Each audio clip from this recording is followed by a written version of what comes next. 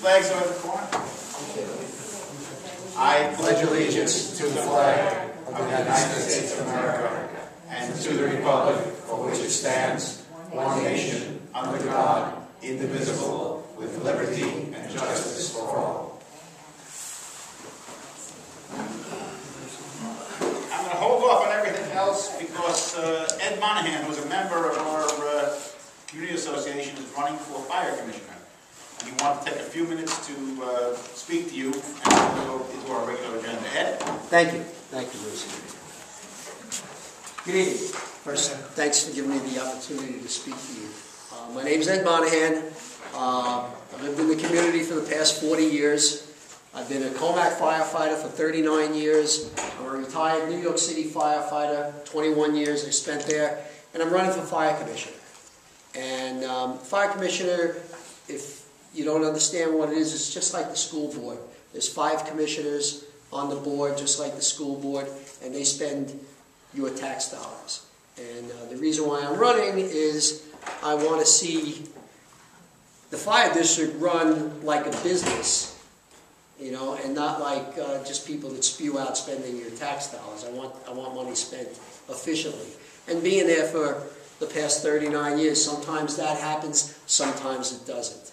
You know, but like I say, I have the experience in the firefighting. I know the equipment, the apparatus, and know how the system works. And another thing I want to explain to you is the difference between the fire district and the fire department. The fire district gets your tax dollars and purchases the apparatus that's used to fight the fires, builds and maintains the firehouses, and some of the employees, the dispatchers that work there, they get paid out of that. The fire department is a completely separate entity from the fire district. Basically what the fire department is, it's made up of 140 firefighters. The fire department is a non-profit volunteer corporation, and basically the firefighters are the unpaid employees of the fire district. So the firefighters have nothing to do with your tax dollars at all. The only thing that they have anything to do with is when you get that fund drive letter and they ask for your donation, and basically what we ask for as firefighters is 10 cents a day, which comes out to $36.50 a year, which when you look at it, it's pretty cheap insurance to have somebody coming around 24/7, and that's probably the only guarantee, I'll say, in the town of Commack is that when you call the fire department, somebody's coming. You know, so again, the fire department being separate, I just reach out to tell you that, to explain that to you, so you know that it's not connected to your tax dollars. You know, they're not connected to your tax dollars. So I appreciate your support. The election is December 10th. Which is 2 weeks from tomorrow at headquarters from 3 in the afternoon till 9 in the evening, and need to get the votes out. So if you can show up and bring some friends, I'd appreciate that too. Yes, sir. Are there absentee ballots if you're going to be out of town by chance? No, there aren't. I don't think they've ever done absentee ballots. You know, I can look into it and find out about it, but I don't think they've ever done that. You know, no, actually, nobody's ever asked that. Does the Board of Elections run the elections? It's run by the Board of Elections, yeah. So there must be. I think there must be absentee ballots then. You know. I'll talk to my friend who's actually pretty much in charge of the whole thing. Okay. I never thought of it on the fire department capacity. Yeah, yeah. But, That's a good question. Yeah. yeah. People being out there. Yes, ma'am. I'm always wondering, looking for those very tall flags to be attached to the fire hydrants. We had a blizzard, you know, where they buried most of our fire hydrants a couple of years ago, and I was looking. Those flags get provided actually by the town. Whether it be the town of Huntington, because we're split between Huntington and Smithtown, whether the town of Huntington or the town of Smithtown is going to provide them. And I know the fire district had looked into them, and the town had given them not a lot of them, but they've given them some, so they strategically decided where are we going to put these, you know, on strategic locations. I know what you're saying about the snowstorms, and I tell people, all my neighbors, so listen, you have a fire hydrant that's buried in front of your house. I've been to fires, not only here, but in New York City where they've been buried. Nobody digs out the fire hydrant, you know, because they don't think of it. But then when you have a fire, we have to search for the hydrant. So what we try to get the message out, and I believe it's in their fund drive letter from the fire department, says please dig out your hydrant if there's a snowstorm. You know, only a couple of years ago, one of the big storms, we had a fire up in the Smithtown Pines, and the guy spent several minutes digging out the hydrant. And several minutes is a long time in a fire. A fire will progress 100% every 10 seconds. You know, so when you get it, minutes count. You know, so the winter's coming, dig out the hydrants. With the holidays here, quick little fire prevention. Don't wear, ladies, don't wear any fancy clothes around the stove and get yourself caught on fire. And most of the fires around this time of the year that we get, especially with Thanksgiving coming, are kitchen fires. If you get a grease fire in the pot on top of the stove, just put a cover on it. Right. Don't pick it up and try and get it to the sink. Right. If this is a great one that I love. I have a fire in my oven.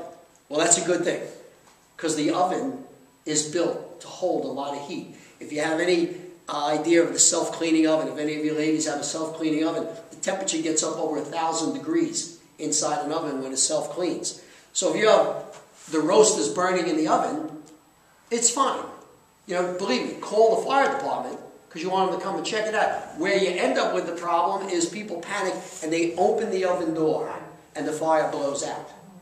You know, and then either somebody ends up getting on fire or something in the kitchen ends up getting on fire. So if you have something in the oven, the grease from the turkey spilled over and it's on fire, leave the door closed, call the fire department, we'll come, we'll check it out, make sure it's safe, and you won't ruin your Thanksgiving dinner or your holiday dinner.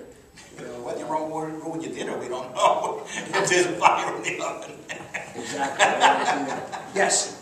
You don't have a map showing you where the hydrants are? Yes. The towns? They have everything. The dispatcher has a map that comes up, and as he dispatches, he'll tell the responding apparatus, you have a hydrant in front of number 42, you have a hydrant in front of number 47. So we get a general idea where the hydrants are. You know, also, the trucks are now equipped with computers in them. So everything that the dispatcher sees on his map, we see inside the trucks now. You know, so the thing is, when we get there, we go, all right, here's the house. The snow's piled that high. Where's the hydrant? You know, so that's why we ask people to do that. You know, and another thing with holidays, candles. Candles are one of the biggest killers in fires today because people, they're not careful. They're not careful with them. So, yes. I wondered, I had spoken to somebody at your facility once about a woman's auxiliary, and they said you don't have one. They had one, God, let me see. What was the question?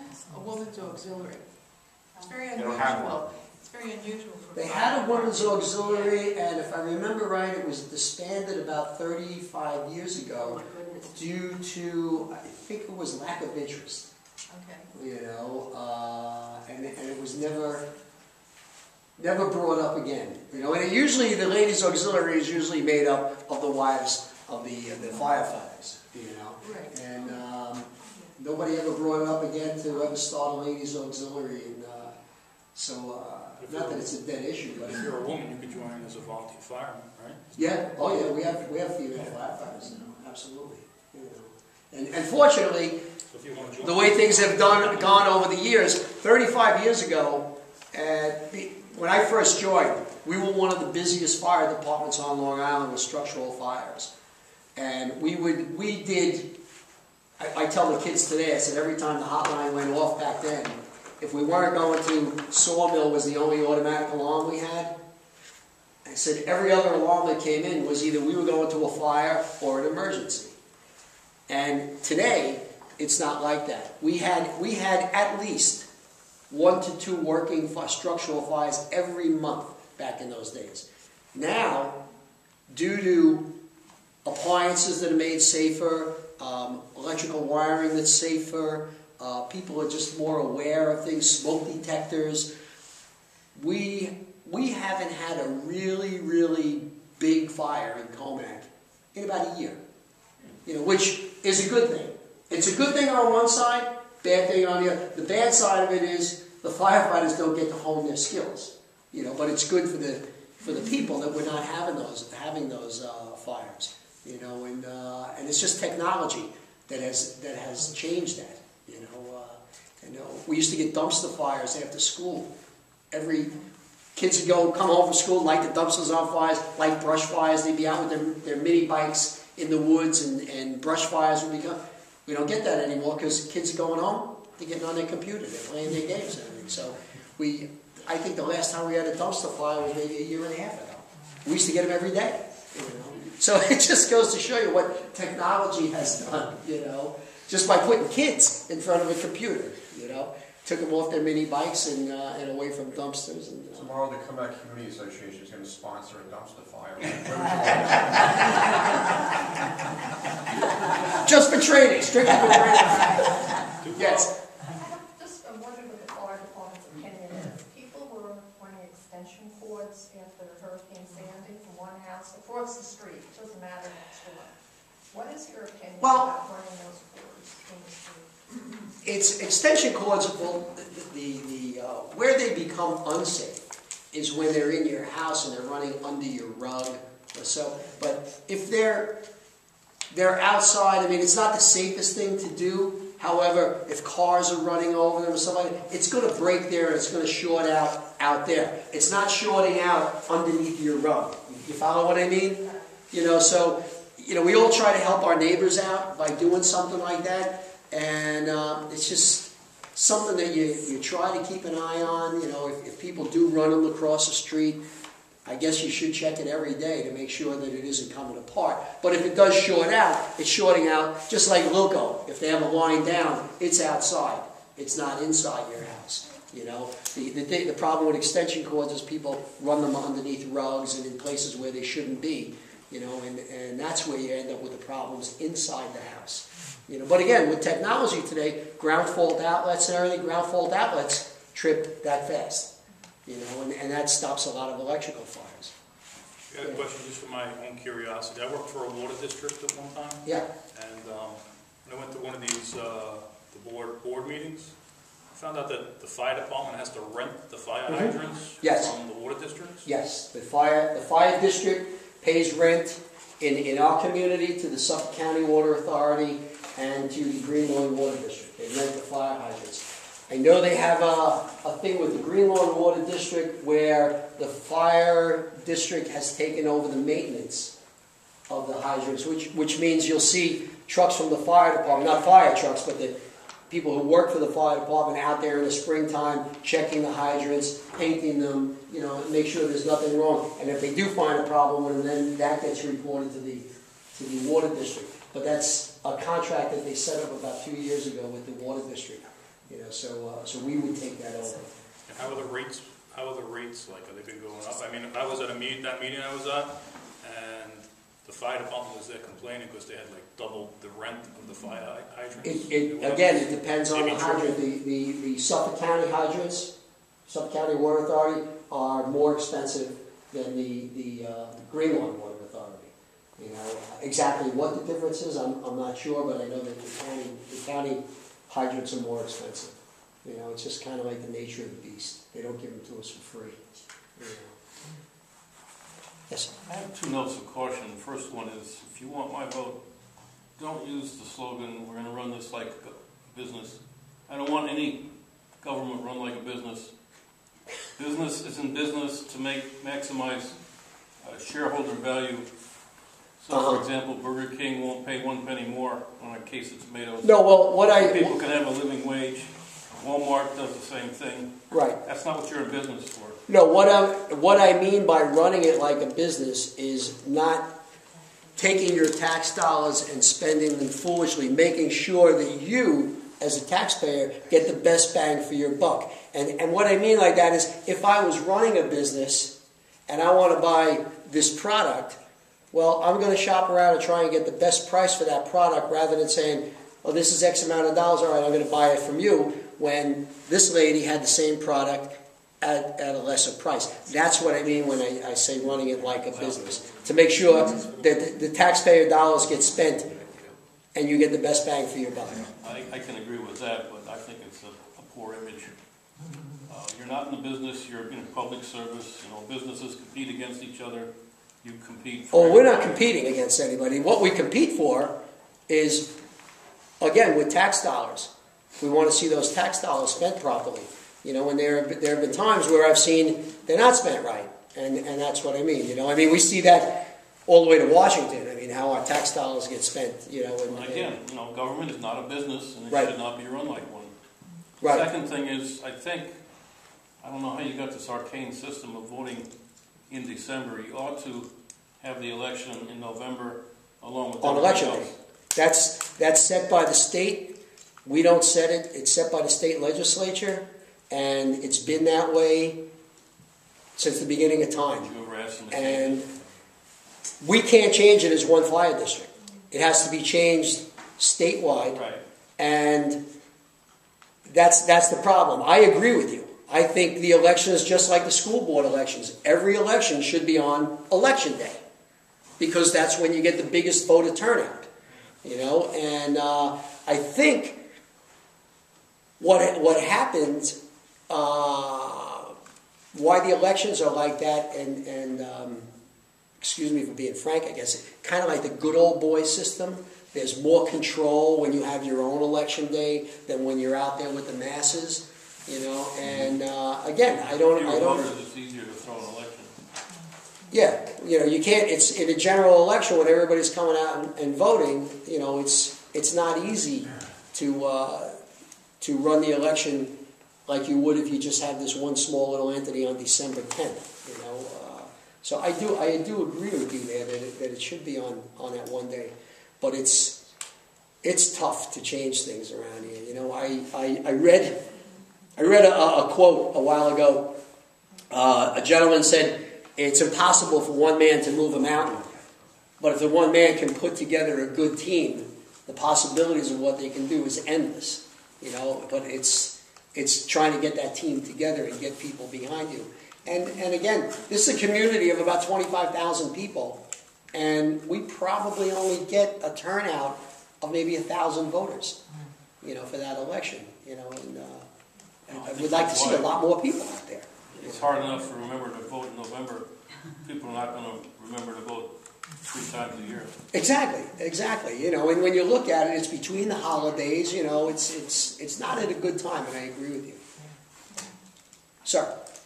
Why doesn't Commack have a bazaar or a fair like Green Lawn, East Northport, Huntington Manor?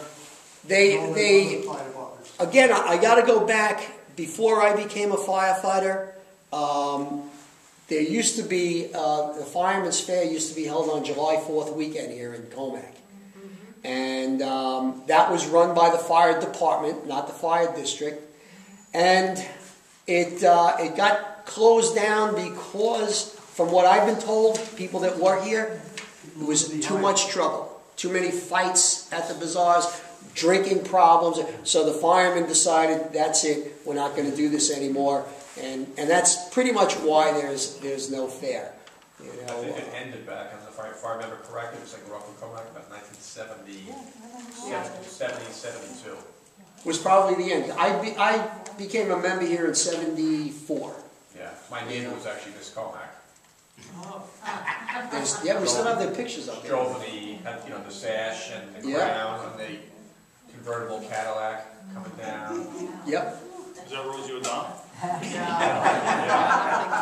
But that's the reason why, because they just decided not to have it because there was so much trouble and it never came about. They just went on to doing other things. Even the church stopped theirs, and the church on Indian Head Road used to do it for years. Yeah. Yes. Yeah, They still Christ have, the King years ago used to do it. They still have something. It's not a big something that the fire department put on, but they do something annually there. They still have the And a bazaar. the fair. Carnival. Yeah, but the Yeah. Is it bazaar. going? It still goes on? Yeah. So much for Yeah, me. but it was much bigger years ago. Yeah. Now it's hardly, it Come was, to church. Yeah. I'll let you know. That's right. We could all use a little of that. But, Any other questions? any other questions? No, we're good. Ed, thank you very Again, much. thank you so much for your time, and I hope we see you election night. Thanks. See you at the next meeting. Have a good night. See you at the next meeting. Bye now. Okay, roll call of officers, all officers are present. Minutes of the preceding meeting. CCA hosted a Meet the Candidates night for officers in both Smithtown and Huntington townships. We had several additional candidates unexpectedly seek out an opportunity to speak before our group. We welcome them. Smithtown elections, Kevin Malloy, Smithtown councilman, is running for re-election. He has supported our efforts on Town Line Road truck traffic restrictions. He lost. Noack is now the Smithtown Town Council, Lynn Noack. Sadly. Rich Masalaro is running for Smithtown councilman. He believes civic groups play an important role in shaping government activities. He hopes to cut government red tape and act as an ombudsman. He lost. Vinnie Pulio is currently town clerk of Smithtown. In that capacity, he acts as secretary to the town board. He hopes to retain his elected office. He won. Steve Snare is the Democratic candidate for Smithtown Town Supervisor. He is an attorney. Mr. Snare believes in mixed-use housing and wants to redevelop vacant properties in the downtown area. He hopes to streamline town government operations to save tax dollars. He is adamant about doing what is best for the people. He lost. Mr. Robert Creighton, a current Smithtown councilman, is running for supervisor of Smithtown on the conservative line. He wants to implement term limits because our present supervisor has been in office for 36 years and is resistant to change. For example, Smithtown still has no final master plan in place. Councilman Creighton would like to change Smithtown's reputation as the land of no and encourage more business development. He states we need to improve the amount of the general fund, which has declined to $11 million and may hurt the town bond rating if it continues to decline. Councilman Creighton was able to firmly assure our members that rumors of a power plant being planned in Kings Park were unfounded, and no formal request ever came before the town board. In fact, the plant was opened in Yaphank. Huntington elections. Mr. Mark Myoka is currently a councilman on the Huntington Town Board. Oh, by the way, Robert Creighton lost also. I'm sure everyone's aware. Mr. Myoka is currently a councilman for the Huntington Town Board and is running for re-election. He hopes to reverse Moody's negative rating for the town by improving the manner in which the budget is handled. He lost.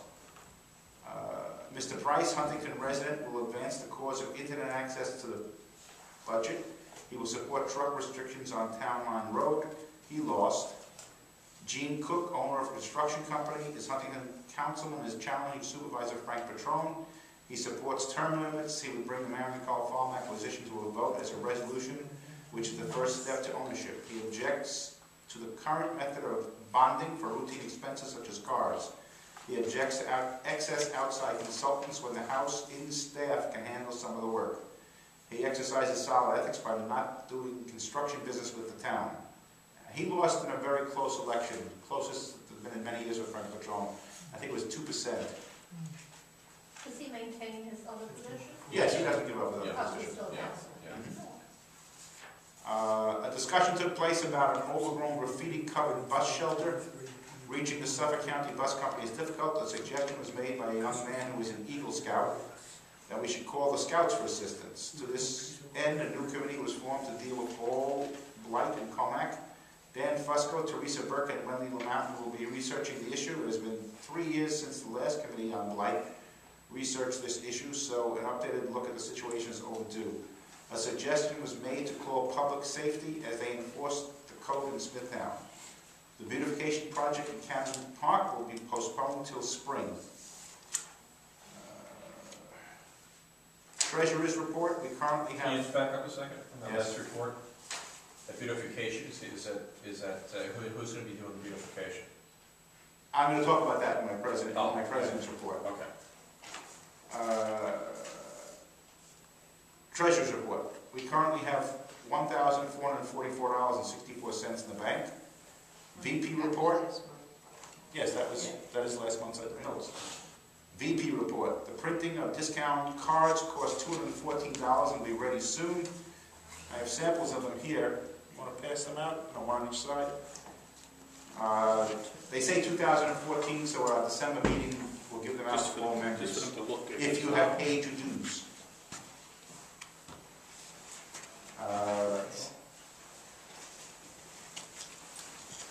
President's report was about our progress in obtaining a waiver of insurance from the school board in order to restore a classroom. Additional forms we sent to Laura Newman. Hospitality Committee member Della treated the civic group to Dunkin' Donuts and coffee. Thank you, Della. Any additions or deletions or comments on the minutes? Can I have a motion to accept the minutes as read? Pat, seconded by Jean. All those in favor? Any opposed? Okay, they're accepted as read. Reports of officers. Bob Cimprini and I spent a cold morning out on Town Line Road with a photographer from Newsday. If you haven't seen the article, I've got a copy of it here. Essentially saying that we've been working on this for now 3 years. And we haven't been able to get anywhere with Huntington Township.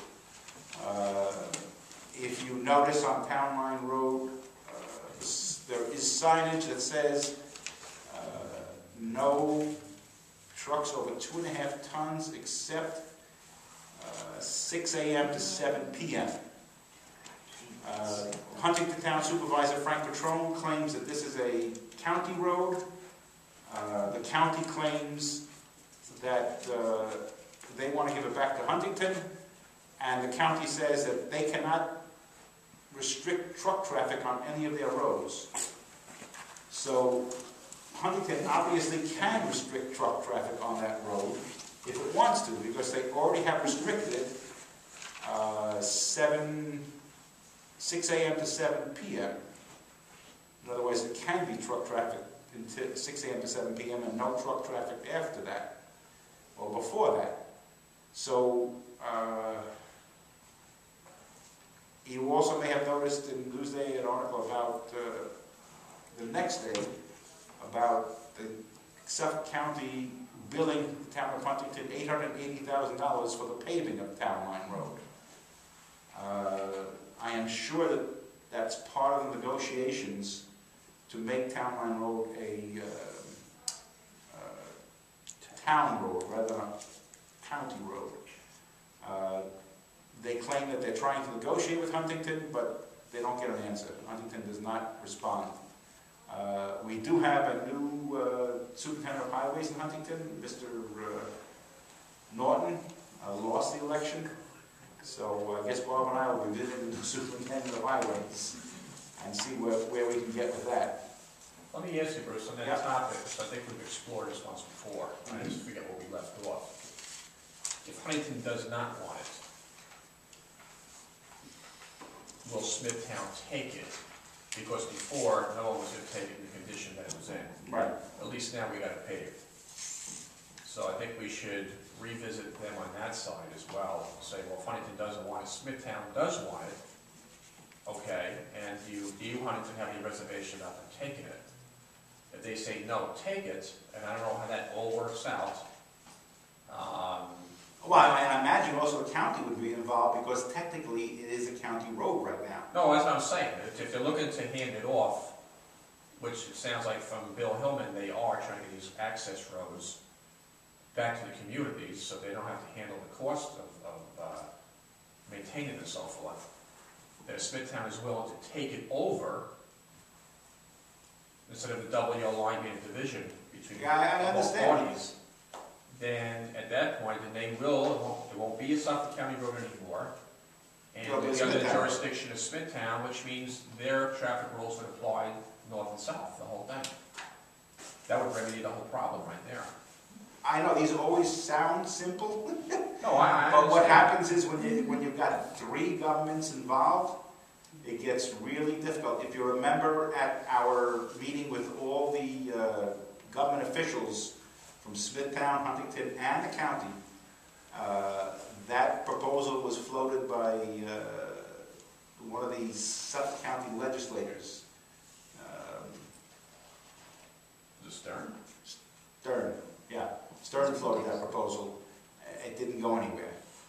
So you know, we could revisit it with our 3 Suffolk County legislators. We're going to have a new one in January. We can revisit in January and sit down with Trotter, I know. Kennedy, and Stern. I thought we had asked that question at one of the meetings when we had the Smithtown guys here. I don't recall the answer, what the answer was. But Smithtown was the they last. said it wasn't The last. They said Smithtown was willing to take the road. but not the Huntington side of it. The Huntington side of the road. Yes, the whole road. But nothing came of it. But as I said, we have a new superintendent of highways in Huntington. I don't think we're going to get anywhere with Frank Petrone. When he and Vecchio met in Kennedy's office, the report back to me from John Kennedy was that Petrone came in and said, "We won the case, it's over, I don't want to hear about it." So, you know, we're not going to get anywhere. I don't see us getting anywhere with Petrone. He said no every time we've spoken to him, to everyone. Now, who was the person you said from Suffolk County who, I can't recall what, all the content in the article, who said that the town does have the ability, right. That was the spokesperson for Steve Malone. Okay, now you had put out a trial. I tried twice, left a message, didn't get a recall back. So let's see when I go there. Well, let's just show up. Well, let's see if we can get an appointment with Malone himself. Let's try that. He might be more amenable. Let's get an appointment with Malone himself and see if he can help to resolve this issue. All right, if we get a couple of legislators involved and send me some dates when you're available. I will. And I will see if I can set that up. All right. Because this person didn't respond. I called twice and left messages. No response. Yeah, that's government. Yeah. When does the new legislature get sworn? Is that January. January. So maybe we want to wait till after that, and then when we have. Yeah, Trotter. Yeah, we will. We'll wait till January and Trotter. What's also the town's position on Bread and Cheese Hollow Road? Because that's basically Which town? Huntington. Like, they say that's a Suffolk County road too. No, I believe the Suffolk County road starts at Northport Road, Old Northport Road, and goes all the way down to the expressway. But there was a deal that was cut between the towns, who was going to take care of Town Line Road and who would take care of Bread and Cheese. Right. I can't remember what the arrangement was, but there was a deal cut in regards to that. Yeah, one town was taking care of Town Line, the other one was taking care of Bread and Cheese. Cheese Hollow is not Suffolk County 4. Right. Right, but it's split between, both roads are split between the two towns. Smithtown takes care of Bread and Cheese. But Huntington has also now not taken care of any work on Town Line Road. Gene had, a tree down after Sandy, and the county had to do it, the town wouldn't do it. Town wouldn't do it, and FEMA said that, you know, I couldn't put it out in front of my house and block Town Line Road and have some kid coming home from the high school get run over by a car, so I had to pay extra to have a tree removed. They told me if I haul it through my neighbor's yard, put it on Great Lane, they'll take it away. Did the county take care of it? No. The county didn't take care of it either. No. So nobody's taking care of Town Line Road. I said to her, what's the difference? FEMA's paying the bill anyway. So you don't get town Huntington services because you live on Town Line Road? That was just due to Sandy because it was, you know, it wasn't their road.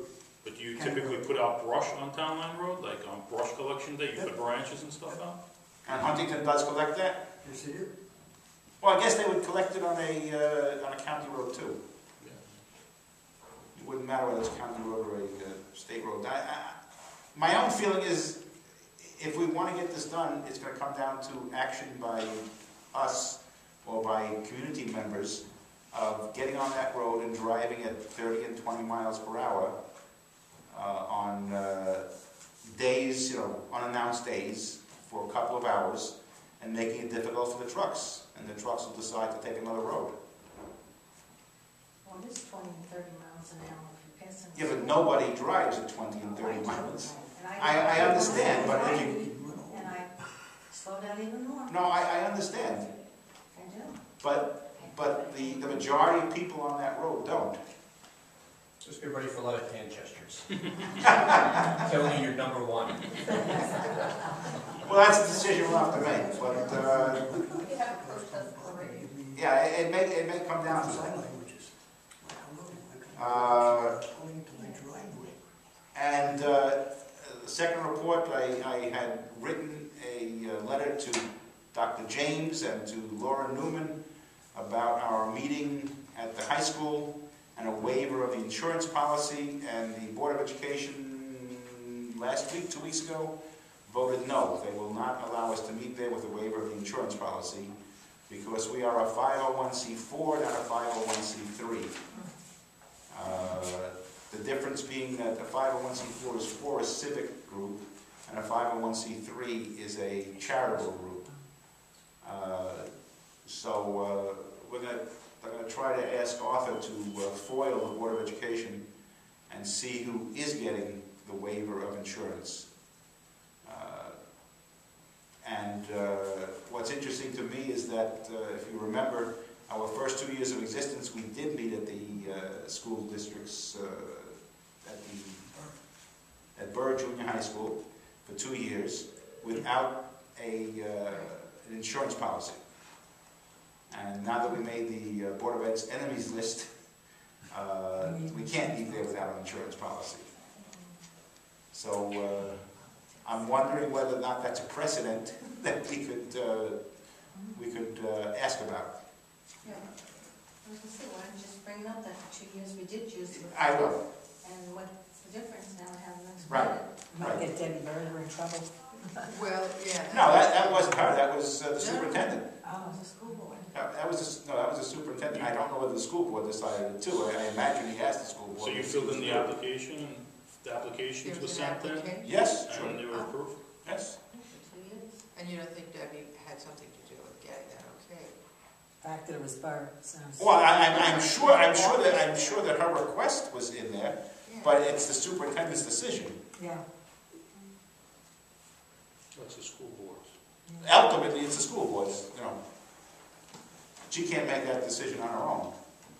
So, Yeah, but she can help get the yes. of course, I understand that, but that's not the point. Are Boy Scouts and Girl Scouts considered civic or charity? Don't know. We're going to see what Arthur comes up with in his foil. I would say they're civic, and maybe in the schools. It depends upon how they are registered. They might be registered as charity, so you can take it off on your taxes when you make a donation. You can't legally take off any money you give to a civic association. Girl Scout cookies. They also might be covered under mass insurance. From their Yeah, the Girl Scouts. I'm sure yeah, they I'm are. sure they are, from their Yeah. national. Right. Yeah, absolutely, I'm sure they are. But whether or not they're a 501c3 or C4, I would imagine C3, because people do make donations to Boy Scouts and Girl Scouts. But I don't know about the Commack Soccer League or any of the other organizations. Well, they probably have insurance as well. Yeah. Anything that's a sport, it's got insurance. Well, let's get this information, and then I'll go to a school board meeting, and I'll ask them what changed. I wanted to have as much ammunition as I could before I made that request. Dan? Yep. Any reports? Not really. Okay. With me. I will just say that at the last meeting, we talked about the Boy Scouts, and they want to help out neighbors and such, do stuff for the community, and I was going door to door on the membership drive, and somebody asked me if they knew of anybody who would rake leaves, because she was an elderly lady, and at first I said no, and then I went back and knocked on the door, and I said, hey, why don't you try the Boy Scouts? And she thanked me, and I assumed she called, because when I came back a few days later through the neighborhood, the leaves were all gone. It was 100 leaf bags, so No, well. I mean, the Boy Scouts seem to be like a good neighbor group to call if you're in need of some volunteer services. You can also high school. The high school has The it. high school has it. Play it Yeah, forward. Oh, is that Play it Pass it forward forward. is, play it forward? yeah. Well, pass it forward, they stopped by my house a couple of years ago when I was up What, the bar. you make a call and they, No, I signed up at it after one of the plays that they have, the schools. Debbie Virgil's, you know. Yeah, the kids, You know, down my road. the kids They want did it a on beautiful the job. bicycle. Yeah, they get community service. service credits. Yeah, they have to have community service credits, so if you have a need and you go through the community service program at the high school, they will get a kid for you to do something nice like breaking leaves or whatever. Well, I'd like to think that was the Boy Scouts that break the leaves over there. Yeah. Well, I'm sure they'll do it too. I am familiar with the Saginaw Coast district, not the, what is it, Manitowoc, or Manicock, that's up here. Yeah. 'Cause my kid never moved when he changed districts. I think Debbie had discussed that it had to be outside. Outside, yeah, no Yeah, inside. no inside, right? Yeah. Because it Right. just doesn't flavor. Insurance. Yeah. Yeah. Well, they can fall outside too, but they didn't want to get into any of the Security issues. So That's it. Rachel, anything? I just was wondering, would anyone want the minutes emailed ahead of time before the meeting? Would there be any interest in that? And you could read it and then, whether you're here or not, you know, it's. Well, would you like Rachel to attach the minutes to the announcement with the agenda? couldn't hurt. Yeah. I think it would be beneficial. That's not when trouble. you- Okay, how about we do that? If you're not here, or if you want to just preview it and Yeah. then it will change. Good. It's a good idea. Yeah. That's a good idea. It is, Thank you, because Rachel. people don't know.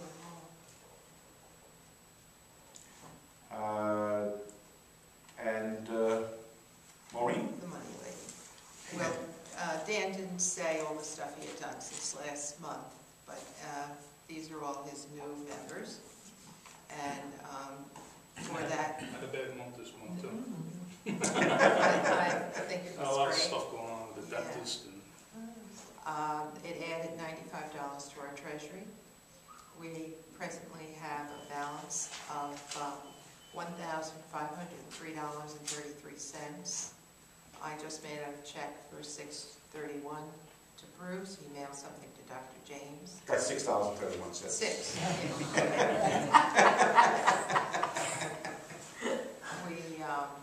I don't know whether you were aware, last month we had paid for the membership cards, which were $211.02 to Dan, who then, when he does the membership, basically gives out this card.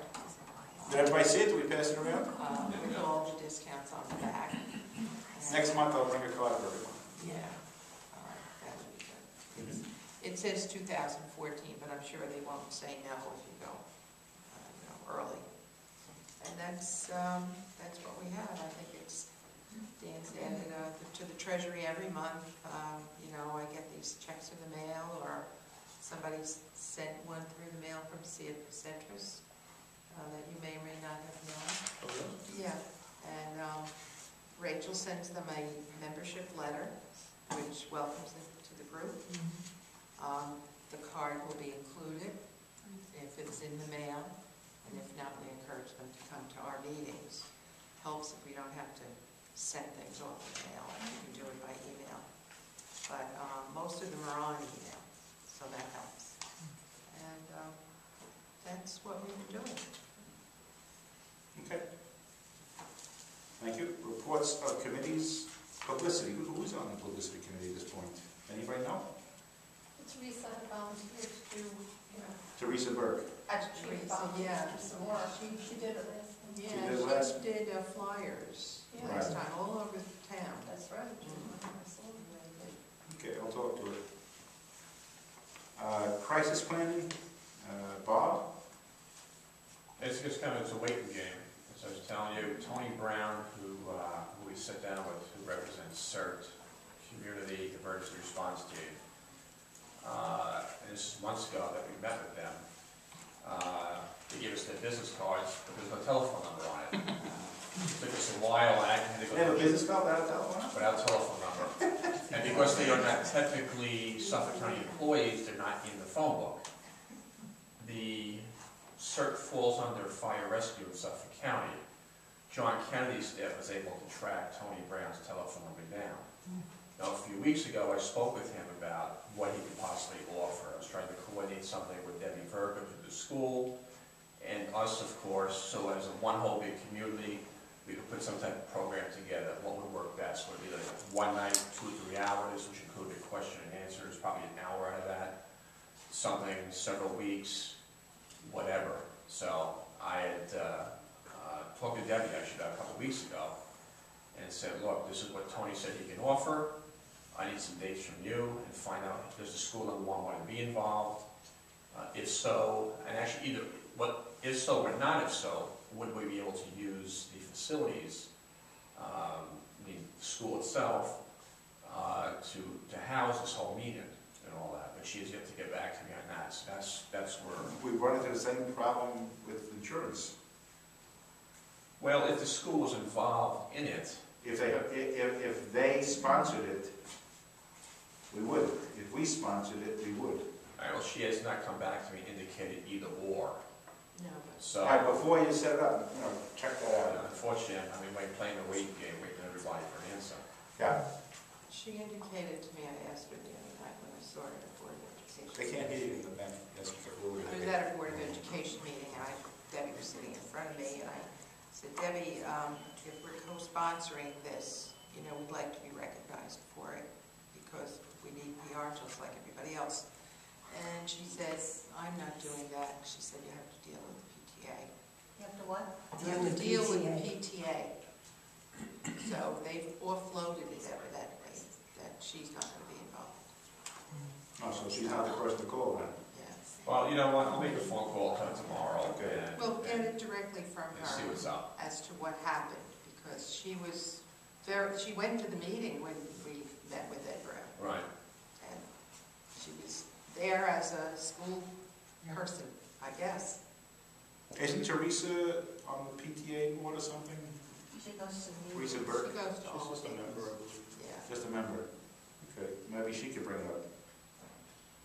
Well, you did ask me to look into the insurance, and I had sent my friend an email, so I'll follow up with him because he never responded to me. Yeah, let's see what it So costs. hopefully I'm not on his list of people. His hit list. Okay, Village Incorporation, Maureen? Yeah. We have not really moved forward in any big way on this. It almost looks like it's something down the road, but the expense that's involved with it is $6,000. I mean, you have to have some sort of huge fundraiser, I would imagine. And I don't know what Wendy has pursued. Otis is out trying to get better. I don't think you can count on Otis. I know Ed Monahan said that he would be interested in... Yeah, I emailed Ed, and we didn't talk before he left, but I don't know what Wendy has, but I know out in the East End they have a lot of villages, and they just retired one of the people who was the administrator, and he was being paid $192,000, and that was just the administrator. That wasn't the mayor and the 4 other people who were the council people. So I don't know, when we were given information from the fellow from Lake Grove, he said, oh, well, we get a small pittance of money and whatever. But I think the reality is that you have to hire people to handle these issues that come along. And it looks like a very expensive operation. Wendy, I don't know what you have. Yeah. Kind of more of a report of lack of success. And the story is more the journey than getting to where I was headed for to begin with. All right, I look at a lot of town budgets. It's part of my job. So when Eugene Cook was here saying that the town budget for the town of Huntington was a nightmare, I totally, completely concur. It's the crappiest looking budget I've ever seen. All right, page after page of redundancies and just garbage. One thing I loved about it was that in the comprehensive financial report, which is a condensed version of the document, it announced that they had gotten a certificate of achievement for excellence for financial reporting in 2010. from the Government Finance Officers Association of the U.S. and Canada. So I assume if you contribute enough to their scholarship fund, you become excellent. As I was glancing through the more recent budget, and I would assume that it was taken off of the old budgets, they had a list of all the hamlets in the town of Huntington. They forgot to mention a place called Commack. That's just one of the things that was in this excellent report. I was looking for franchise fees and fees that the town was taking in, and I couldn't discern it. Before I ever heard Eugene Cook speak, I was like sitting there going, getting really frustrated, saying, I would need a forensic accountant and a freedom of information request to get through the town of Huntington's baloney and get anywhere. Usually it's like very clear cut. Smithtown is fairly clear cut. You get some information from it. You might want to dig deeper than what they put out there, but you can see what they're doing and how they're accounting, and you can make some sense of it. And you know, a regular person could read Smithtown's budget and get somewhere at least get to the next round of questions. Huntington's a mess. And Huntington is like this, okay? I read the town budget for the town of Hempstead. They got 750,000 people. Huntington's got 200,000 people. And I'm just like, oh my God, what a mess. It would take me all year long to read the town of Huntington's budget if I needed to. Anyway, so like I said, the story is kind of like getting there and not what I actually achieved. So I couldn't find anything in terms of franchise fees or anything within their particular budget. I happened to talk to someone, and this once again is not necessarily about what we're looking at. I talked with somebody about whether or not they are getting a host community fee for that resource recovery facility, but I always suspected that they had I suspected they had a business interest in the traffic on the road.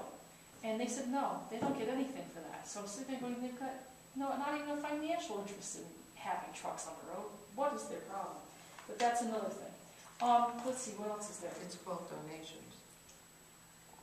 Yeah, probably donations. Were you trying to do an analysis on what kind of income? Yeah, I was looking for income that an incorporated village would get from the town of Huntington and what they would get from Smithtown, in other words? Is that what the goal was? Yeah, I was like trying to find, if I could find the fees that even the town got generally, for the fact that there's high tension wires that run through Commack, that there's a gas line that runs through Commack. And I got a franchise fee number from Smithtown. It's $2.2 million a year that they receive in franchise fees, but you can't tell how much of that is coming off of the pipeline versus anything else they've got going on. I would bet that most of it's coming through Commack and is the pipeline. I would bet half of that is here, the land space that's within Commack because of that pipeline. But there's also, Verizon fees and, There's Cablevision, Verizon, all the garbage fees that are in your taxes. I mean, there's a substantial amount of money that they run through Commack and my personal opinion is I don't think that we get the bang for the buck that we put in. Like if you go to a town of Huntington meeting, all they're talking about is the town of Huntington, proper, about how they want to renovate the town and keep the town looking pretty, and then the next new initiative is Huntington Station. They have a plan to revitalize all of Huntington Station. So, like you said, Commack was left out. I just don't think we make enough noise in this town to get people to recognize us and give us, proper respect or whatever. Right. Tax income, okay? Tax income, like the Keyspan, is the highest taxpayer in the town of Huntington. They get $36,800,000 a year from that entity, and I don't know exactly how that's structured. I couldn't tell you if that is the land that the wires are on, or if it's part of their buildings or whatever it is, that happens to be coming in there from. So it's like, yeah. Well, is that from the power plant?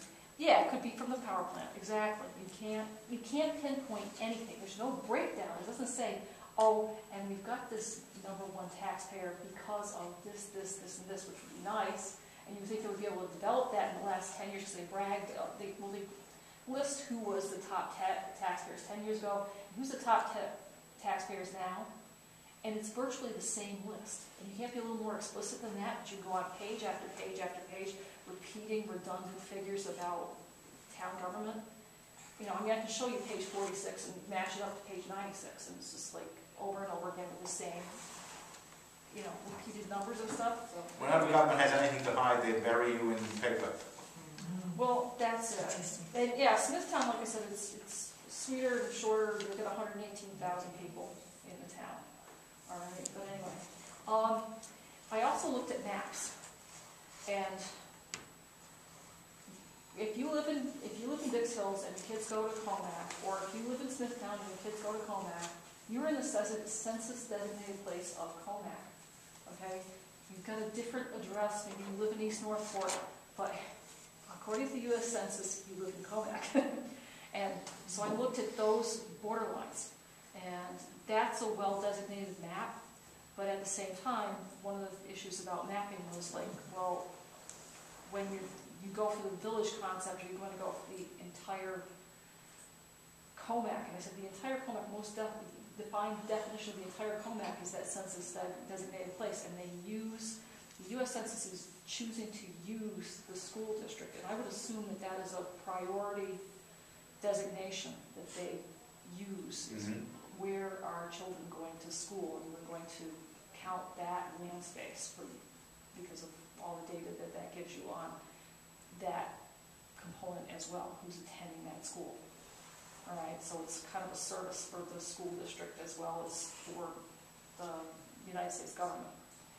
So that exists, it's well defined, but in terms of mapping, I said, you know, I think that mapping and, like I said, getting do you know what the population of that census district is? I do not have it written down. I know I wrote it down at some point in time. I think it's around 40,000 plus or minus 5. Mm-hmm. I think it's correct. Yeah. Oh, it's around 40,000. Yeah, it's about 40,000. Yeah. I mean, it's kind of ridiculous because, like, my hometown is, like, less than half the size, and it's a city, and it's been a city forever and ever, and they have a local government, and I could walk up and talk to the mayor, you know? I'm, like, sitting there going, here, it's like, I couldn't walk up and talk to the power. They didn't get all cleanup from the garbage service, they had to then add that on, you know, so people could empty out the garbage, clean up the sound, whatever it takes. Everything, you know, goes into the village taxes. So Huntington loses the revenue. If you would look, if you wanted to look at a village tax bill, are they with a clerk. Are they comparable to? Are we talking about town on Long Island? We're talking about a village up in Long Island. Oh, in Huntington. In Huntington. Which village? Ashroven. Okay, so you could go to the village clerk there and you can get a lot of information, but I see how life goes there. Everything, you know, they kind of mayor they're paying. I mean, everything is Northport. within. Northport is a village too. Yeah, we should be able to get all the statistics That's on what they're paying. Ashroven, when there's any storm, they are absolutely Cut off. on the run. Yeah, they are cut off. Absolutely. And they kind of they don't want to know from them. Once they've removed themselves from the town, they lose the kind of extra services that you get, the big, you know, the big guns that come from the big towns. You know. Well, Northport might be more comparable to what we're talking about. Well, that's fine. So, Maybe what might be mayor of the incorporated village of Northport. Yeah, sure. For meeting. Okay. like my suggestion, because I'm not in favor of villages, but we do need maybe an at-large representative that Commack could vote in, who would sit in both town meet boards and then represent us. Rather than one more thing to do. I have a statement, actually. Adele? We can't even get anybody to listen to us about maintaining Cannon Pond. How do we expect to spend our time? We have 17 people here. And how many people out of 17 actually work on things here? Not all 17. So why are you talking about a village at this point? Why don't we concentrate on something we can do? To me, this is such a waste of energy and time for us I can't see why you're even discussing it. And ask how many people who want to actually turn this place into a village. I don't want to, because of all the things I've known on my job working with villages.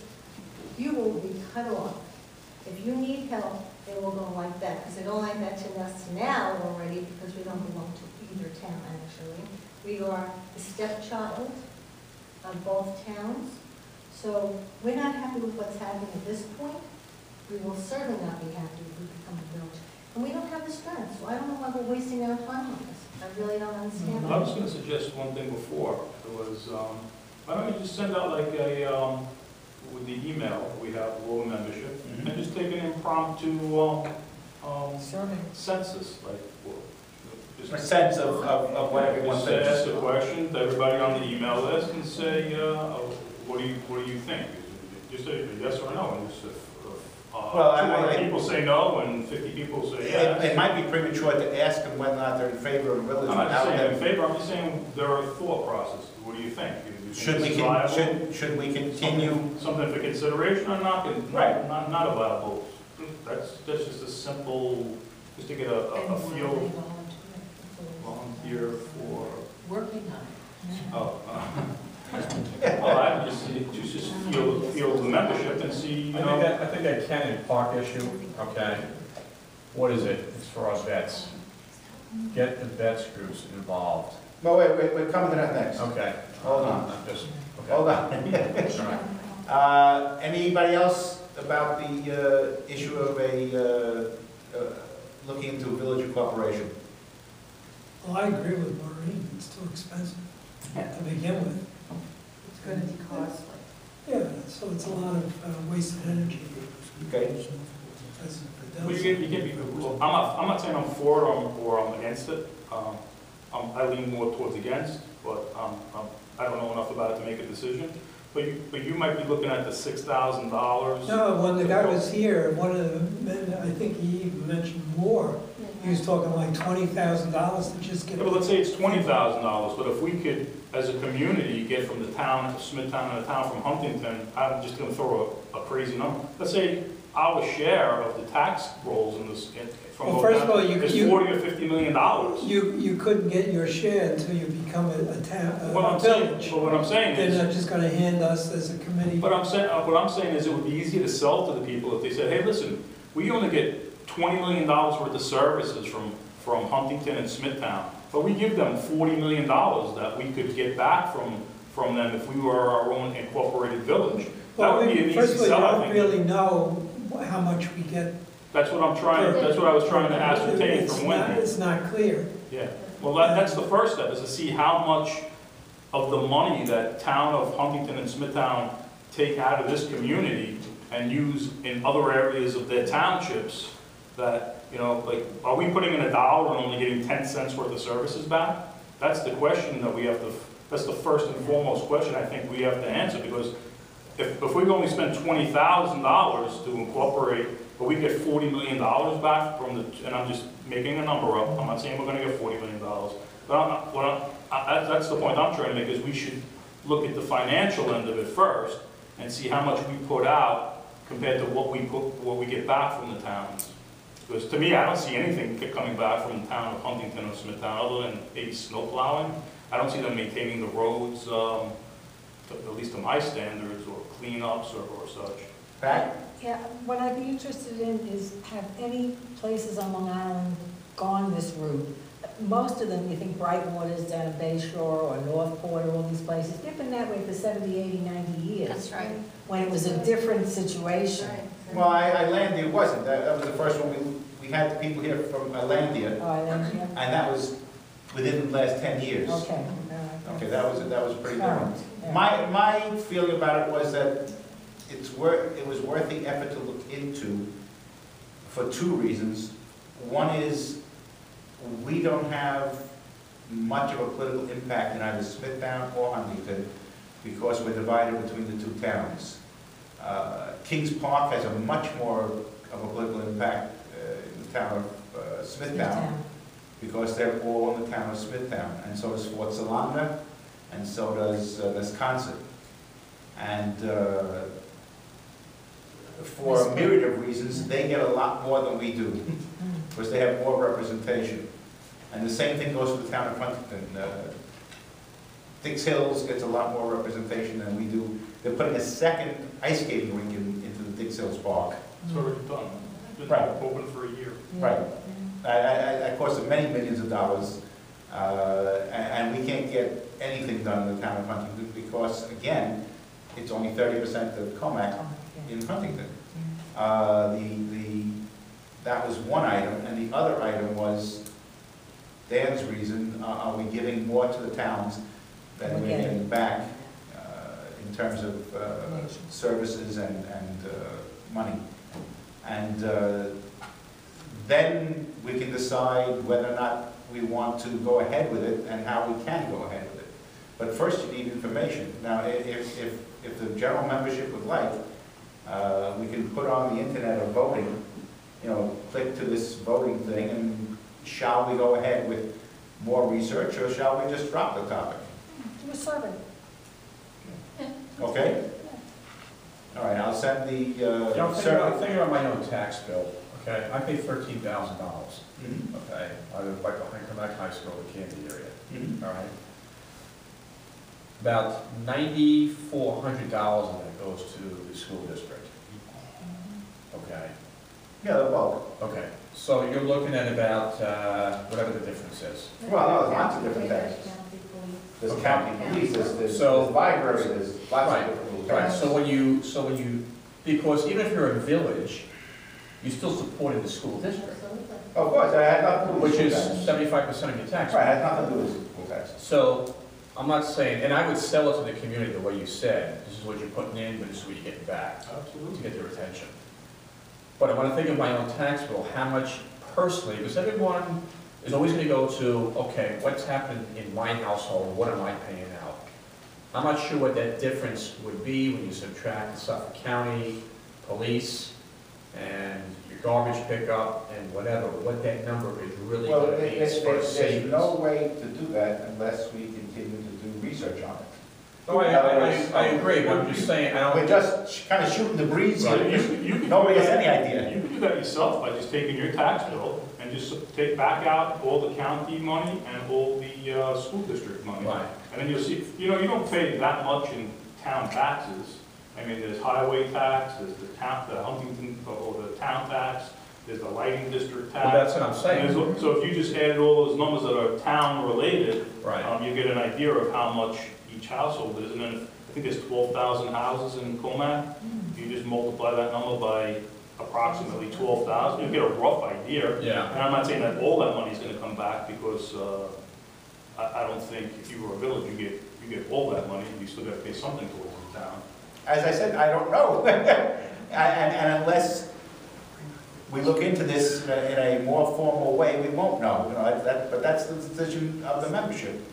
So I will make up a question, a single question. Yeah, I think our services are pretty good too. I mean, I know people live in Hampton Bays, they used to have to take their garbage with one pickup a week. I mean, we can't complain with our leaf pickups and our.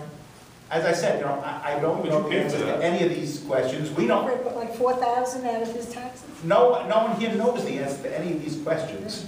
Each village operates on its own. The question is, do we look into this further? Do we spend time and effort looking into this or not?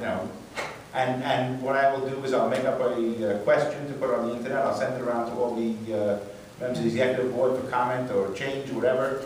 And then we'll try and get a sense of what the membership wants, and see if that's something they want. Part of what you will gain by just the rumor is that I'm sure Huntington and Smithtown will maybe be a little more receptive to us when they know they're going to miss whatever this money is that comes out of these two towns. Maybe it's enough. I mean, this right away that Wilco pays and the gas company that pays, they may be very big numbers. Let's just assuming that they don't pay already $1.50 towards us for every dollar we put in. Yeah, but I think that You know, in a negotiation point of view, when you're dealing with the towns, and you're saying, look, we don't want a head station. We don't want a head station down there on that road. We don't want this restaurant to be put in. Just the fact that you're looking at some other alternative government may just be enough to change their way in which they treat us. I mean, we are on the edge of each one of these towns. They have been very receptive. Rachel? It's a very radical idea. You can secede from one town to the other. You put it up to about move the border, the area between Jericho and Walkerfield. Do they want to be Smithtown, or did the other side want to be Huntington, and then make it into one township? Can you do that? Try. I know it's right in Texas. Oh, I honestly don't know. I don't know either. That's something better. I don't know either. That sounds better. That we'd have to ask a lawyer. Okay, and the last committee is the Committee on Blight, Commack Blight. Who's on that? I think it's all your way. My wife. Yeah. Anybody else? I nominated? Yes. I have nothing to report. Nothing to report. Are you on that committee too, Wendy? Yeah, and I had sent Dan some stuff. What the deal is that I looked at whether or not these sites were listed and active hazardous waste sites. They had spills associated with properties, because it's like a bunch of gas stations and stuff like that. And I was surprised to find that everything, except for one site somewhere on Jericho, all the sites are closed. Like the DEC has maybe had an investigation and there has been petroleum spills or whatnot, but everything seems to be closed. So I said, well, the reason I looked at that is because it's a factor for real estate transactions and how receptive the real estate market is going to be to having something done with that particular site. There's a lot of money out there for what's called brownfields. It's someplace that's been damaged, but it's back and it's okay. You can do something with it. You can't put a daycare center there, but you can do something else with it.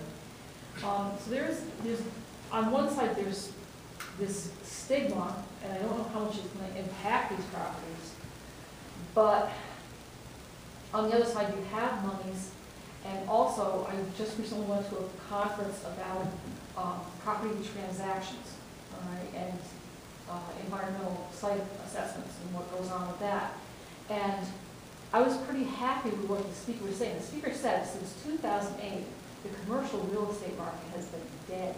It's been suffering tremendously from this recession. And this year was, since the fourth quarter of 2012, has been a real significant uplift and recovery to the commercial real estate market. So you also have people that are willing to start speculating on those properties now, and the banks are starting to unload the ones they got stuck with. People who went bankrupt, the banks actually just retained the properties and let them be blighted and let nothing happen with them. And now they're seeing an uptick in the market that's incentivizing them to go ahead and dump the properties. To just, liquidate them. They're not going to totally, completely lose their shirt like they would in 2009 if they sold it. So now that they're getting, whatever back that they can salvage out of it, they are turning the properties around. So hopefully that'll be a good thing also. And there's nothing Commack specific to what I'm saying here, other than the fact that I developed this whole list and map and said, okay, here's where all these things are, roughly. Probably within a couple hundred feet.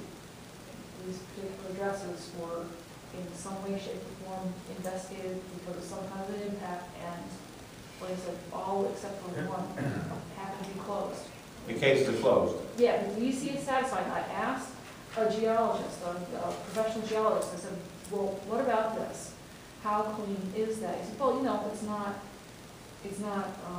pristine, it's not in the natural state that they found it in, however, it's as clean as you could possibly reasonably clean it up. So the DEC has signed off on it and said that it's good enough for their concerns. Could you bring that in next month? Sure. Okay, it's like I'll show you like maps, and it's kind of like, you locate it, say, to the nearest, 4 locations, stuff like that, and so you just really can't map it.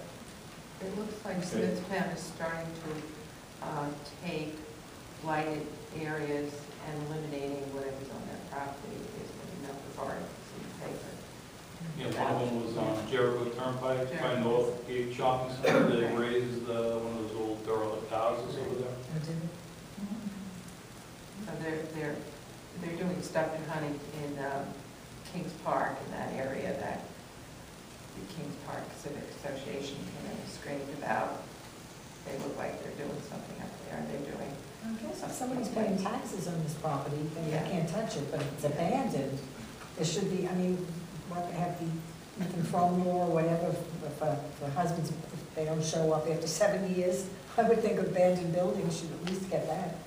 Some of them have been 15, 20 years. One man was in jail for a number of years, and he had a number of houses that had evidently started, and they weren't completed. And they didn't, I guess at that point they were probably building firm or something. Let's take a 5-minute break before we go on to old and unfinished business, get some coffee or tea.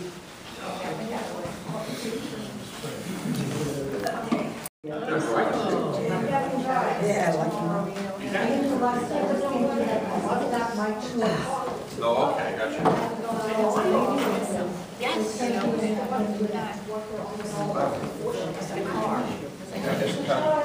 I will. Okay. Old and unfinished business, Cannon Park beautification. I finally got in touch with Greg Dawson, who is the Commissioner of Parks for Suffolk County, and told him what we would like to do, and he asked me to put in a letter exactly what it is we want to do.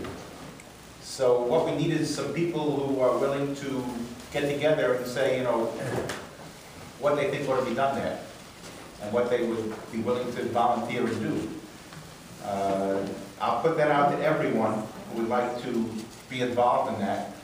And he said then, he'll discuss it with us. And one of the things I think we ought to do is at least put up a sign saying beautified by Commack Community Association, permanent sign, and also get the veteran groups involved in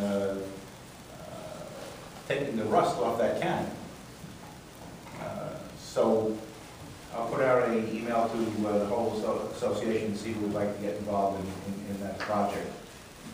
I think it would be good for us. You've determined that it's a county? The county? It's a county park. That's a county park? Yeah. County park. Really? Yep. That's what he said. He wasn't sure. Yeah, it's not listed on this county website, is it? I know. First he said he thought that they agreed with the Suffolk County Highway Department to take care of it, to clean it and things and maintain it. And then he said he wasn't sure, so he gave it to one of his assistants to check. And the assistant called me back and said, yes, it's a county park, and we maintain it. And so Dawson said, please send me a written letter as to what you'd like to do.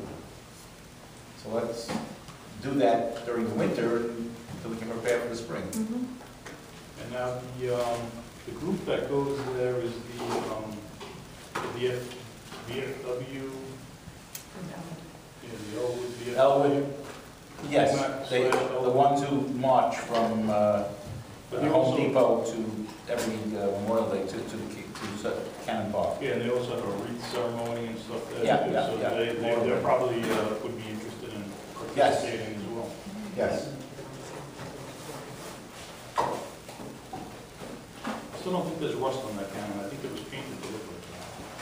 Do you think it's camouflage?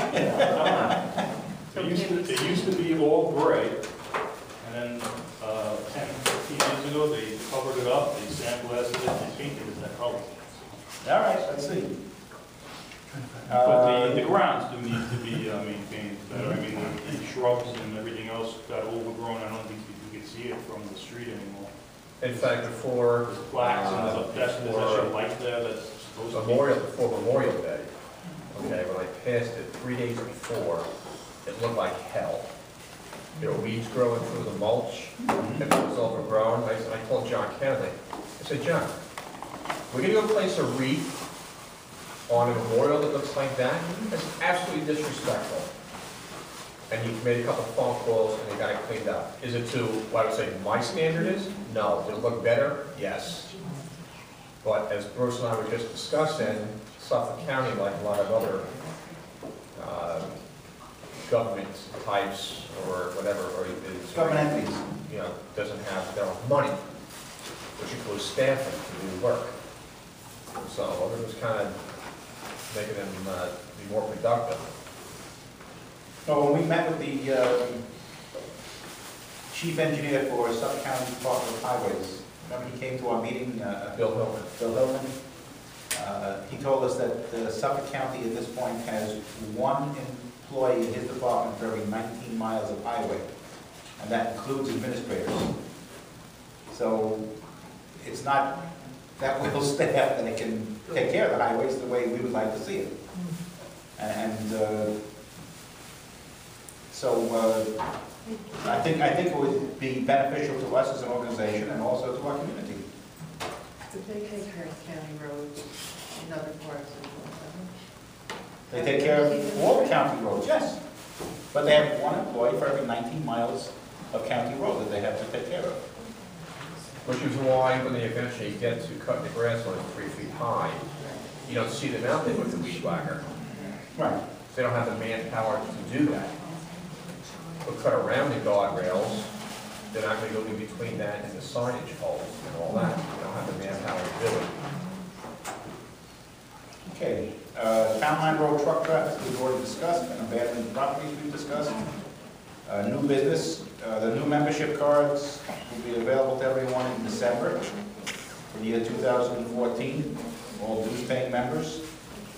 Are there any member items? Anyone like to bring up a member item for us to discuss, look at? Yeah.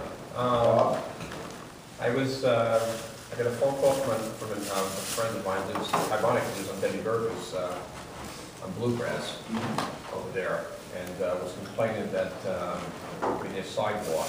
I honestly don't know if it's a parking thing or not, but a sidewalk's like on 45 grand, anything like that. Called Glenn Jorgensen, so I'm really going to bring this up, so if there's anywhere where you live, you can report it, but they're not doing any more cement work until the spring. And also, I've had a handful of, I'll just call them dangerous corner line of sight issues where the bushes on corners obscuring the view of oncoming traffic, depending on where you are on the intersection, of which the town has been very cooperative in removing that bush or whatever it was obscuring. So even on private property? Well, it becomes a public safety issue. There's a 5-foot right of way. They can at least cut it back. In fact, Glenn's cohort Pete picked me up at my house in the truck just to go find it because he gave me a call today and showed him where it was in my own neighborhood. So I'm just saying if anybody has something similar to that in yours, if you don't think you make any headway with them to do that, come to me only because I know him personally and I can get the work done. Not the cement work, but at least the line of sight issue with the bush or Chadley Road. So if I send an email to everyone saying that they can give you a call? Absolutely. Okay. Or just email me. Yeah. I can send me your email address. That's fine. This way I can have a whole list and I can present them with a list instead of one at a time. That's just for Smithtown. That's Smithtown, right? Smithtown. Yeah. Chadley You better butter Road. up to the guy in Huntington. They don't like me there. Right across from the park, Sunshine Acres. Yeah. The owner filled in his driveway, because I guess he wanted to use his garage or something else, and put in hedges. And now when you go to get out, you can't see up to the north. His hedges is from Coming out of where? coming out of Hubble, Yeah, I know Hubble. right across from Sunshine Acres. Yeah, I know exactly where it is. you have to almost end up on Town Line Road and, you know, be part of this where people are driving in order to see north. Send Bob an email. Yeah, I'll take it. Again, if anything, they could hopefully work with the neighbor to say, look, it's a line of sight dangerous issue, it could go through public safety, okay? And they'll ask for cooperation of neighbor first, and you cut it down. Then don't take it out, we need to cut it down to a certain level so people can see. Because it's like a lot of things. In fact, I know my brother went through this thing, and he put up a fence, and it was, looked adequate, but his neighbor complained that it had to go, you know, off, and certainly the town said, no, it's fence has got to be X amount off the curb. Right. So people put in fences, they put in brush, you know, landscaping or whatever, and it's not to the town code. Well, 5 years ago, there was property who put illegal fence around their property. So it's supposed to be like 2.5, 3 feet high, whatever. It's like 5 feet high. And the town kept telling them, you have to either take it down or cut it. And they didn't do it. And sure enough, the town sent somebody there and they cut it down. And the guy comes home and sees this fence cut down to like where it was supposed to be. And this was like maybe 5, 6 years ago. They actually physically cut it down without the owner's permission.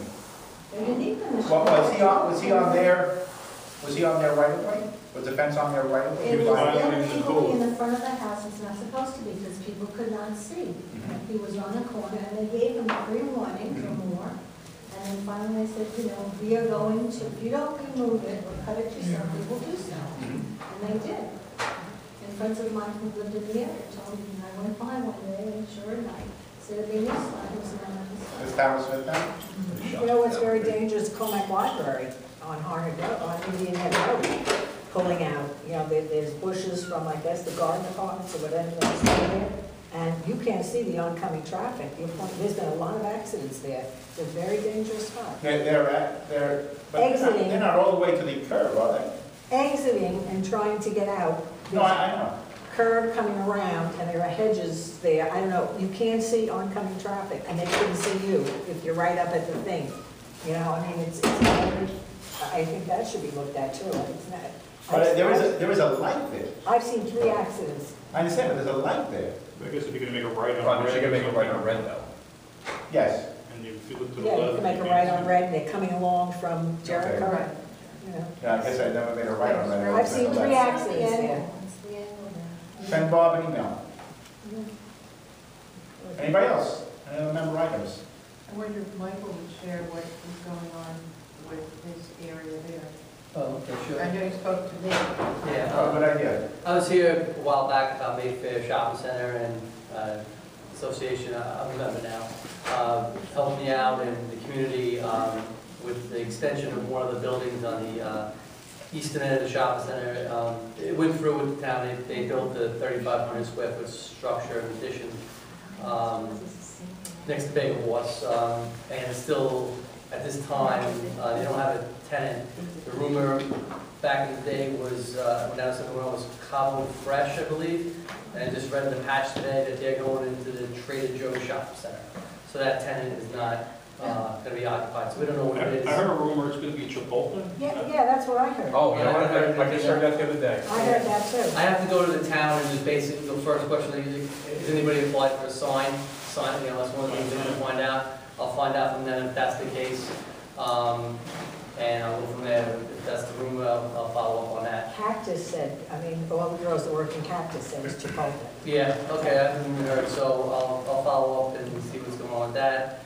My daughter's gonna be devastated if it's not. What is that? Well, you know, hopefully they do right by the neighbors, we're right there, and, you know, I personally wouldn't want a restaurant that, I'm like 3 or 4 houses outside of that. I believe that when they built that structure, they began encroaching on the community. The closest house is probably 25 feet from that, about 35 feet from the actual structure. And the windows face Verbena, so people who was dining there, who live on the corner house, would be facing these people. But we'll see what happens with going to the next step. They're building this. They're going to build a sign where the Jiffy Lube is over there. They're going to basically some of the main tenants in that shopping center will have a sign. It's going to be like similar to the Macy's sign that you go into the shopping center, that large one. And the MJM shoe store is on a temporary lease there, month to month, for a very long time. And the owners are negotiating for Retro Fitness, from what I understand, which is a fitness club for that MGM location that's on a temporary lease. So I'll find out anything about Chipotle. If that is the case, I am going to fight it just because it's a restaurant that close to the community on my end of the shopping center. So I feel bad for doing it, but it is a restaurant right there. It's just going to be too much for the immediate people. I'm for down the block, but still, I don't believe it's going to have value to my home having additional dollars and waste that close. But I definitely. There was no reason for a new restaurant when 5% of the place was vacant anyway. Yeah, but I mean, they're entitled to have businesses going in and out of there, and I respect that. But I hope the shopping center and the town is open-minded to the concerns of the community, and the association was definitely helpful showing up to the meeting and voicing concerns. We showed up at the meeting, they expected to be in and out. The Smithtown board meeting in 5 to 10 minutes. Usually it's a walk in, walk out. We were there about an hour and 20 minutes, bickering back and forth. And we made our case known, and as a community, the immediate community showed up and had a voice. And it was very helpful. I think not letting little things go like that was puts them on notice a little bit, that we are aware of what's going on, and I know that's why we're all here. Whatever little things affect our immediate community, the town, whether it's Huntington or Smithtown, knows that we have a voice and we should be heard. So again, thanks very much for listening. Thanks, and by the way, the Hess station is going in on the corner of, I read in the New York Times that Hess is going out of the retail gasoline business. Oh, yes. So I don't know how that's going to affect that, or what they're going to do, or... So it's in a lawsuit right now? Hess? Yeah, it's involved in a lawsuit with, what's his name from Gasoline Heaven? Rudy. And speaking of, did you talk to him about our banner? No, I Rich he took down all the banners. There's no banners on the fence anymore. They're all gone. So Rich suggested I stop in and tell him we're going to give it to the Hess station to put up. Just to respond to Mike for a second, as I go around and I'm trying to bolster membership in the organization, I mean, that's what I've been telling people, is that, you need a community's voice, rather than if you went down by yourself. Like you said, the meeting probably would have been about 1 or 2 minutes. They would have heard you, and they would have discounted what you had to say. And if I don't know who came from the community, I assume it was Bruce, and he championed for your cause. But if we had, instead of several hundred members, if we had a few thousand members, I'm sure they would have listened even with more open ears, because the voice would have been louder to them. So that's the reason why I'm going around and trying to make this community organization stronger, so that when there's issues like what you're involved with, we have a louder voice when we talk at the town level, to the town of Smithtown, to the town of Huntington. So anything you can do to spread the word and let people know about your experience, that would be appreciated. And there's membership forms online. There's a free membership. There's a paid membership, and it's just about letting people in the community, like we all don't know what's going in there right now. Right.